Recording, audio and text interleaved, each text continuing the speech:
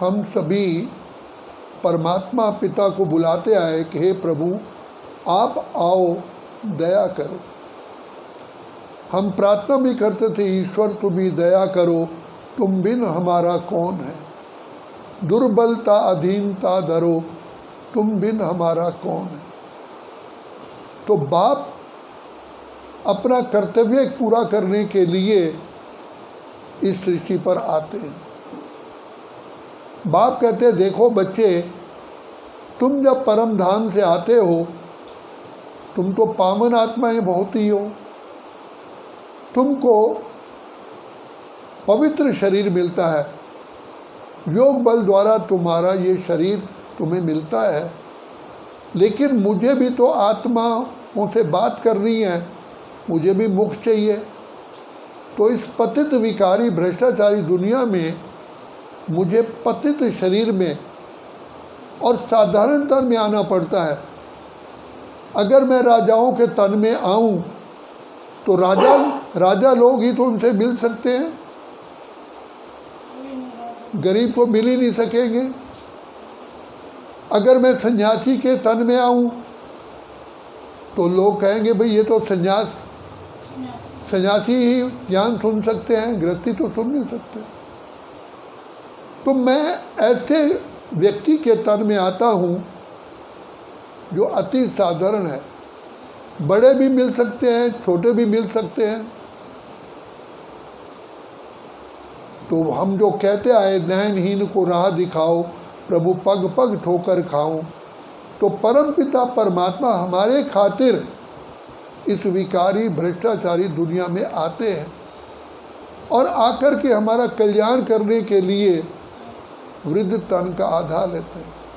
और भारत में ही गाया जाता है कि भागीरथ ने गंगा लाई, शिव ने गंगा बहाई, गंगा मैया पतित पावनी। क्या पानी की गंगा पतित पावनी है? वो तो सतयुग से बहती आ रही है। अगर गंगा ही पानी की पतित पावन होता तो सतयुग से आत्माएं जो चली हैं, पार्ट बजाने आई हैं, वो पतित बनती ही ना, भारत कभी पतित ही ना बनता। तो परमात्मा पिता ज्ञान के सागर हैं, प्रेम के सागर हैं, सुख के सागर हैं, पतित पावन हैं। तो पिता परमात्मा प्रजापिता ब्रह्मा के भाग्यशाली रथ में प्रवेश करके हम बच्चों को ज्ञान गंगा से हमें पावन बनाते हैं, हमारी बुद्धि का परिवर्तन करते हैं। कहते भी हैं ज्ञान अंजन सतगुरु दिया, अज्ञान अंधेर विनाश। तो कौन सा ज्ञान का अंजन है जिससे हमारा अज्ञानता का अंधकार दूर होता है? तो पिता परमात्मा ही सत्य ज्ञान देते हैं, क्योंकि परमात्मा ही सत्य है, बाकी कोई संसार में सत्य है ही नहीं।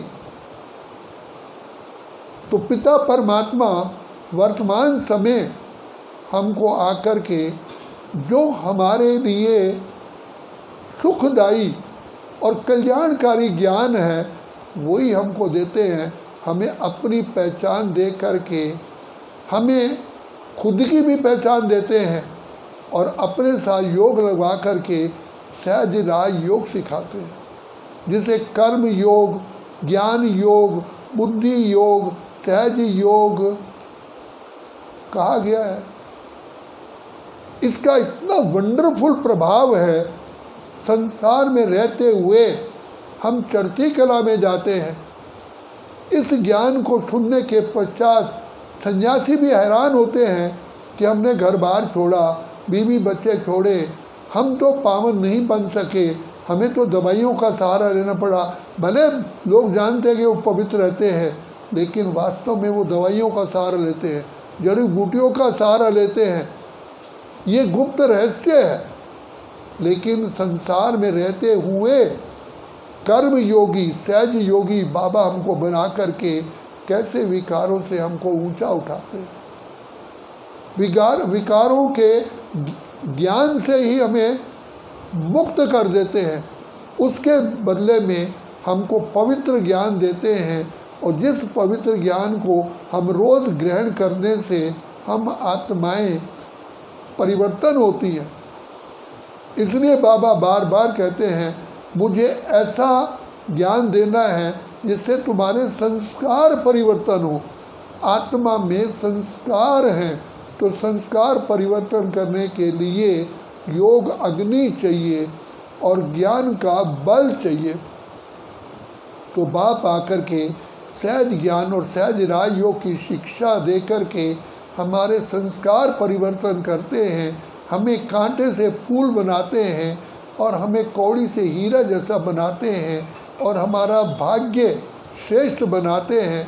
तो भाग्य की कलम हमारे हाथ में देते हैं, क्योंकि बाबा कहते हैं बच्चे मैं सिर्फ इतनी कृपा करता हूँ, मैं तुम बच्चों को आकर के ज्ञान देता हूँ, बाकी तुम बच्चों को ज्ञान को धारण करके अपना भाग्य खुद बनाना है। तभी कहते हैं पढ़ोगे लिखोगे बनोगे नवाब, खेलोगे कूदोगे तो होंगे खराब। तो बाप आकर के सत्य ज्ञान दे कर के, आध्यात्मिक ज्ञान दे कर के हम बच्चों को वर्तमान समय ऐसा श्रेष्ठ महान और पुण्य आत्मा बना रहे हैं। लेकिन एक बात याद रखना कि अगर अभी नहीं तो फिर कभी भी नहीं, क्योंकि पिता परमात्मा का ये जो पार्ट है केवल अभी ही के लिए है, सदा नहीं रहता। और इसलिए गाया जाता है कि अमृत वेला ब्रह्म मुहूर्त का समय ही श्रेष्ठ है। उसी समय कहते हैं राम भजो प्रभात बोरे मन। तो ये वास्तव में ये समय यही है, यही है। अच्छा, ओम शांति।